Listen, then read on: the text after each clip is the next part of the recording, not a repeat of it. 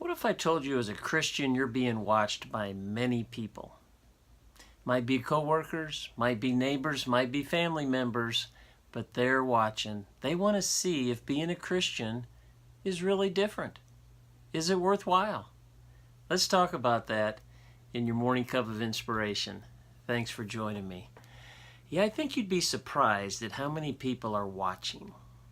They're wondering, as you talk about being a Christian, does it really make a difference? Is it worthwhile? Is your life different than theirs? Yeah, you might be happy, you might be joyful at times. Hey, I've got neighbors that aren't Christians that are happy quite a bit of the time. But to me, the key is what happens during adversity? What happens during the trials of life? What happens during the downtime? Can you keep your joy? To me, that is a key mark of a Christian. I want to share a story in Acts. It's a great one of Paul and Silas, and you might know it. It's in Acts, the 16th chapter, so I encourage you to go and read it. But the last half of that book, Paul and Silas, once again, they were beaten. They had their clothes torn off, and they were thrown in prison, put into the inner room in the stocks. And so what happens at midnight?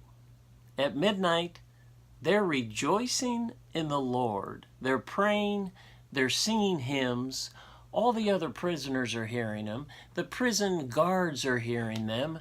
And here they are at midnight rejoicing. That is true joy in the midst of tribulation. So what's the result of that? Well, as the chapter continues, there's a huge earthquake. And God uses that earthquake to bring about a salvation.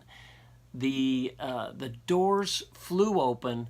The guard had been asleep, woke up, thought the prisoners had left, and Paul and Silas said, "No, we're all here, we're all here."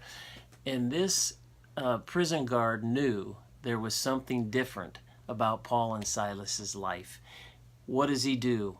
He comes in and asks, "What do I have to do to be saved? What do I have to do to be like you?" is basically what he's saying. And they told him to believe on Jesus, which he did. He was baptized, his family was baptized, and they rejoiced in the Lord. That can be the result of our actions when we remain joyful during adversity, when we allow the Holy Spirit to continue to allow the fruits of the Spirit to be evident in our life, with one of those, of course, being joy. So I encourage you today, be conscious of that. People are watching you today. God bless. Thanks for joining me for that Morning Cup of Inspiration, and I'll see you next time.